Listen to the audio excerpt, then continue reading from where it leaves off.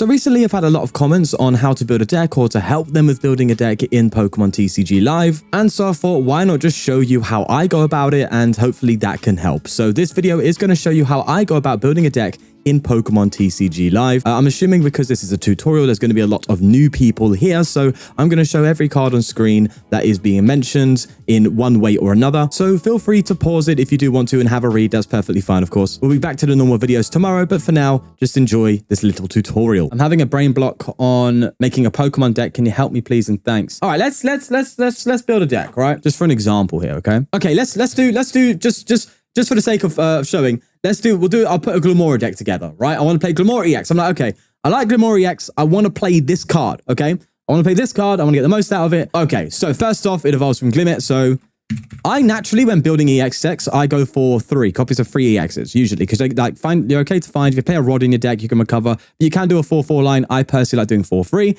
Now, we're already at the first decision, all right? We have a few Glimmets here, and there's things we need to look at, okay?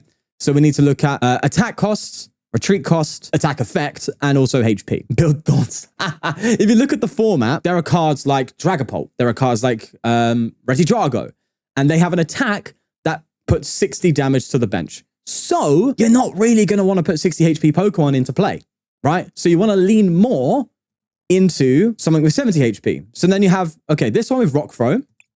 This one with Poison Shard. 2 fighting, 20, and it's poisoned. This one is just 1 fighting, 20. I would go with this, yeah? Because there may be a situation where all you need to do is hit 20 damage. You want the one that's easier to, charge up. So I would do this, and then I would put 3, and then I would look at the other cards and realize, there's a Glimmet that's 40 HP, which sucks, but it has Ascension. Search a card for a deck that evolves from this Pokemon, put it onto it and evolve it. So you could just go into Glimmora if you're going second turn 1. That's kind of good. Or Iron Defense. Flip a coin of heads, they can't damage you. Pretty good attack. So you would choose between that. I would go for just the one of this.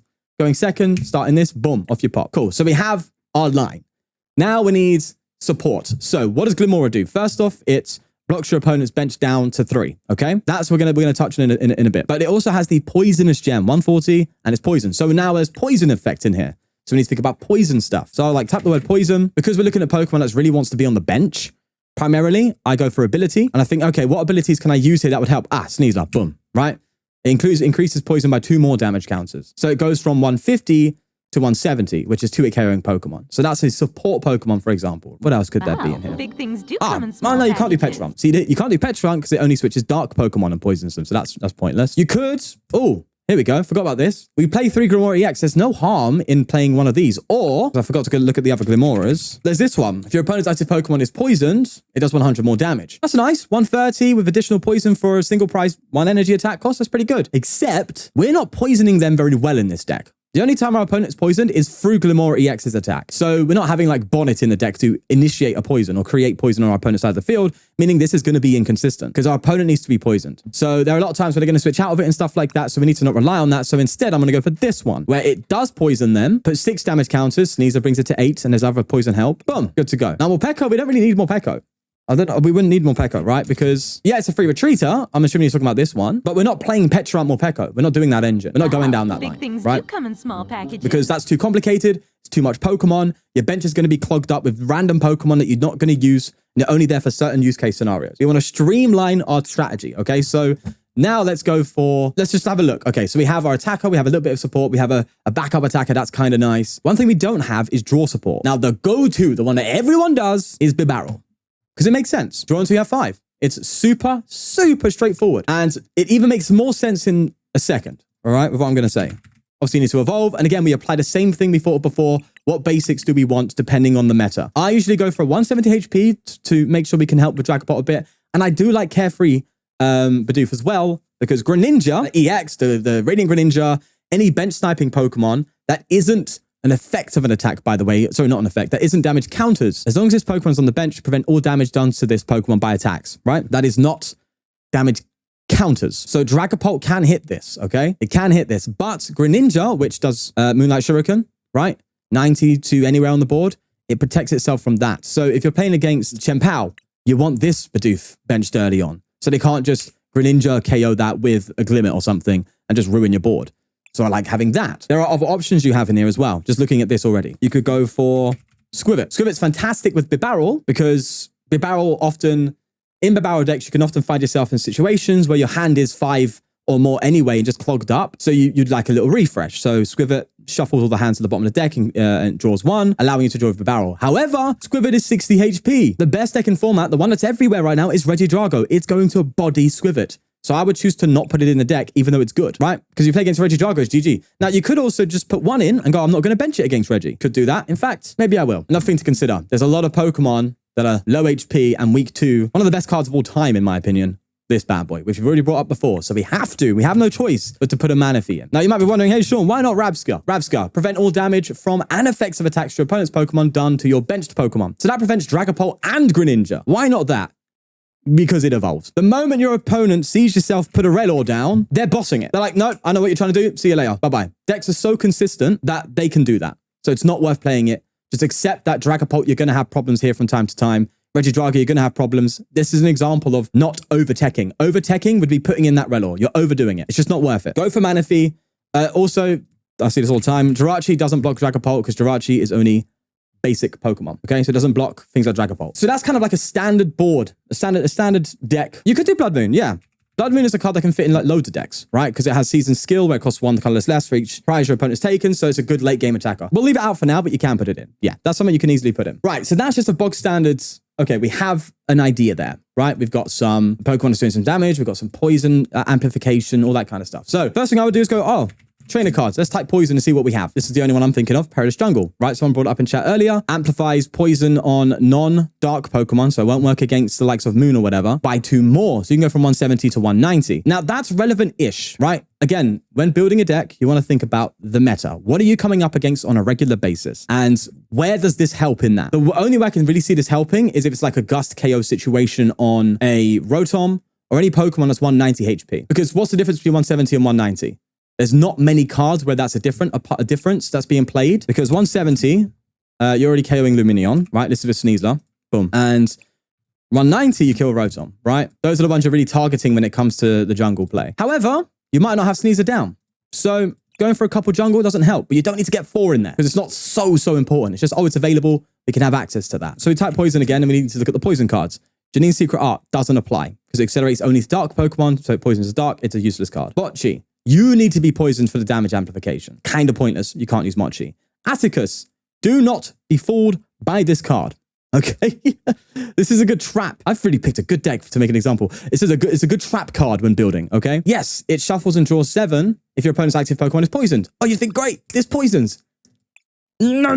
First off, you have to poison to attack. Sorry, you have to attack to poison, right? So you have to have your opponent's Pokemon poisoned and not like they didn't remove themselves or retreat from the poison at any point. If they do that, dead card, right? It's basically your opponent can maneuver poison a lot. When it comes to this deck, the only effect I'm looking for poison here is just more damage on Poisonous Gem. That's it. I'm not trying to keep them poisoned. I'm not trying to trap them. I'm not trying to do anything like that. So this is just dead because there's going to be much more situations where your opponent isn't poisoned than when they are. It's just not worth having a card in your hand that does nothing. Bear in mind, you can't play it at all if they're not poisoned. It's not like, what was it back in the day? Was it Bruno? I don't know if it's around anymore. Yeah.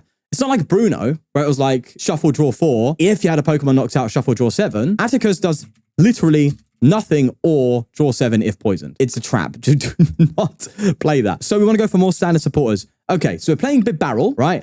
And we're limiting our opponent to a bench of 3 with a Dustfield ability. So we want to give our opponent as little chance as possible to find ways to counter it, right? To do Gust plays with bosses, to counter catch if you're ahead on prizes, or find any sort of means that can, cause problems. So in this kind of deck, because I want my opponent to have little options, my priority is hand disruption. So I'm going to go and add in 4 judges. I want to judge my opponent every turn, keep their hand size low, keep limiting their bench, and going for that route. And usually when you see 4 judge, it's always nice to just go 4 Iono because it's the same strategy. Late game, shuffle, draw.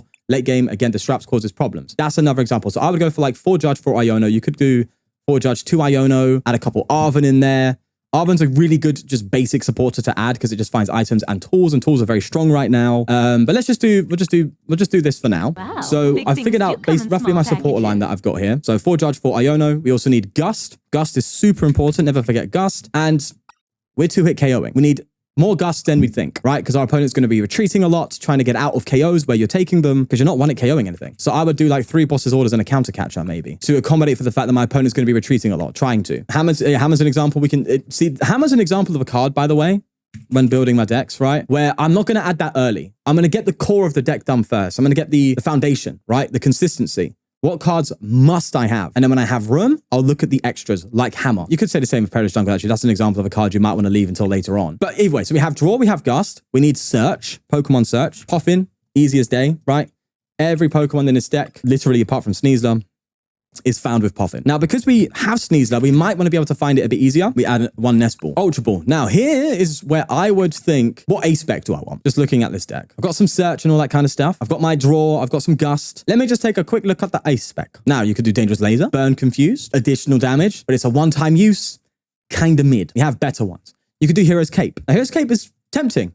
270, bring up to 370. Oof, bang. Except we have Vac, right? We have Vacuum in the format everywhere. When you're attaching a tool card to a Pokemon and you're trying to have that tool card available so the effects of the tool card to come into play during your opponent's turn, then you best be sure they don't have a way to remove that tool card. Otherwise, it's a useless card most of the time. So although Hero's Cape has seen play and it has its use cases for sure, it's not a go-to in this deck, for example. You could do Master Ball, but you're just getting 1 Pokemon. No. Neutralization Zone only applies to non-rule box Pokemon, so that's useless. You could do Secret Box, but again, that's a lot of discarding when this deck doesn't need a lot of discarding. It doesn't need things in a discard pile to be better. It's not an ancient box. Max Belt is a good decision, right? That's something you can think about to amplify damage output. For me, yeah, and chat's already got it. There's 2 cards here that I would choose between, and it really depends on how you want to play. So first off, Hyper Aroma. I like the idea of Hyper Aroma. Reason why is because we are relying on 2 stage 1 Pokemon. So if you have a board of like 2 Glimmets and a Bidoof, Hyper Aroma sets you up instantly. Or if you want to hand disrupt some more, Unfair Stamp's also great. Your opponent takes a knockout, boom, Unfair Stamp, you bring them down to 2. It's much harder for them to deal with things. Now for me, because I have 4 Judge and 4 Iono, I'm already disrupting every turn. So I'm happy with Aroma. So that's kind of like the basic stuff when it comes to trainers, so to speak, unless I'm missing something. I'm missing like tools and stuff. What tools do we have available? When putting in tools, I'm thinking about use case. So I'm doing 170 most of the time, or 140. It might actually be worth putting in 1 copy of Defiance Band, maybe, to amplify some damage, but I don't see where that would be relevant. Unless you don't have Sneasler down, you need to like get a counter catcher KO on Luminion. Boom. Right, there's an option. What other tool cards could there be? If you struggle against Zard, Devolution, you could do, honestly, I kind of like this. Devolution and Evolution, which means I really should add an Arven, right? I should be adding at least 2 Arven in here. Now, because I've added 2 Arven, I don't want to have too many supporter cards, so I might go down to 3 Iono. 4 Judge, 3 Iono, 2 Arven. A bit thin, but you have Bit Barrel here too. You could add Power Pad, you could add, Roxanne's actually not a bad call. I'm not set on Roxanne because there's no instant way to find it. Roxanne's a kind of card that you just need it on 1 turn or at least at some point in the late game. I don't want to put in a card like that where I don't have guaranteed search for it personally. That's just kind of me. Pivots, you're right. Yes, we need some retreat. Now, you could put in a free retreater. I would just, honestly, we have the space. I would just go for a few switch cards and just have that run me for the game. Search Ball with Arven, I think that's fine for me. But you see now we're going into the more smaller details. We're going into those extra cards that we were talking about earlier. Those ones where it's like, okay, we have options here now. We've got the core, we've got the fundamental. Let's now add the little bits and bobs. Let's not forget energy though. Now in a deck like this, it's a 2 energy attack cost, right? That can be problematic because a 2 energy attack cost means you have to charge it up, manually attach. And with fighting, there's not much acceleration apart from the pickaxe. And that is just fully unreliable. Big things do come in small Now I might build a deck with Glamora that plays pickaxe with Academy. This is an example. You can put fighting energy to the top of your deck with Academy, pickaxe guaranteed the acceleration. You can do that for example. We're not gonna do that for now, but we'll treat this as an attaching deck. So now that I've realized that actually what I might do, cut the evolution and throw in a couple of EXP shares just to accommodate for that. But yeah, energy, I would go to 10. You don't need to go more than that because it's only a 2 energy attack cost. You don't need to go crazy. And if you're struggling, we have Arven in a deck. Let's add a Vessel. Arven can find Vessel for us. That's pretty solid as well. TM Energize, we better than 2 XP share. Yeah, we could do that. Sure. Let's do Energize then. That does usually mean you want to go second though. So let's add a copy of Tatsugiri and a rescue board. Legacy could offset price trade. Yeah, you see what I'm saying? There's loads of, now we're at the point where it's really just like small details. What cards do you want to put in? You could take a Hyper Aroma and put in Legacy, 100%. You could, yeah. I'm not obviously like, this is literally just basic building. I'm not going to go that deep into it, but yeah, Legacy Energy is a good example. If like, let's say if we build this deck, right? Let's just for now, just to complete the deck off, let's add 2 Gutsy Pickaxe, right? Right, we have our 60. That's a deck built. Now you then go into some games, casual, ranked, whatever you prefer. And then from there, You go, okay, I'm just going to play some few games. How is it playing? What's going wrong with it? What's going right with it? You know, is my opponent, are they still finding ways around it? Okay, then how are they finding ways around it? How do I counter that? Is it worth putting an Eri in the deck or something like that, or a couple Eri cards? So let's say we remove, let's say the Gutsy Pickaxe are never hitting, right? Fine, we draw one card with a Gutsy Pickaxe, but they don't hit because, you know, the odds aren't that high. Let's just get rid of the Pickaxe. Let's go for, you know, an Eri or something like that, right? And, oh, let's say we want to guarantee Perilous a bit better. We'll go for a Colrez. Some nice little one-off supporter cards that can help you in your strategy. Granted, a bit supportery, a bit thick in the supporter line. In fact, I would do this. I'll go down to, do I go to 2 Iono? Yeah, because these are like all consistency. Okay, yeah, I will do that. And no, actually, no, that's a lie.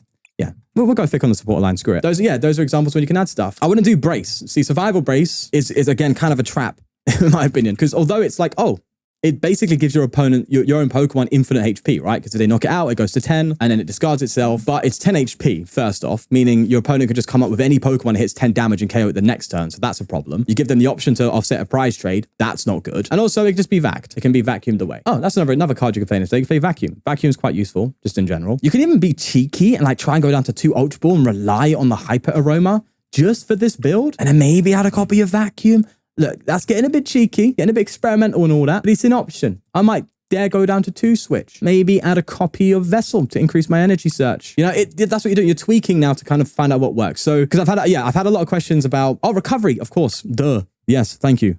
Thank you. Recovery. There's a lot of one-offs in this deck. Jesus. Might need a higher Arven count. I actually don't mind going to 2 Iono, 3 Arven, because there's a lot of like one-off cards in this deck that Arven finds. So maybe 3 Arven would be better. But yeah, that's another example. You look at the deck and go, okay, how does it all like blend together? If like I had a lot more 4-ofs in this deck, I would like lower the Arvens, up the Iono counts, go down that road. But basically, look, this is just the basics, right? That's kind of how you build a deck and how I go about it when building a deck. So it's a simple process of, okay, Pokemon, what support can it have? And what cards help with the strategy? What am I actually trying to achieve? What trainer cards can I put in that allow me to achieve that? Am I balancing my trainer cards correctly? Like, am I not going too heavy into supporters? Am I not going too heavy into items? If you go super heavy into items, then you can play cards like Pokestop, right? Because you're finding you're discarding items a lot with Pokestop and finding them. Chien-Pao's a prime example. Chien-Pao plays like a very thin, or Goldengo plays a thin supporter line. I actually have Goldengo. Let me show quickly. So Goldengo often plays Pokestop because, well, this deck actually plays quite a decent supporter line, but it just plays a ton of items it wants to find all the time. So Pokestop, right? It's an example where if you look at this deck, the supporters are so different and the cards being played are so different to what we just built with Glamora because it depends on the deck. So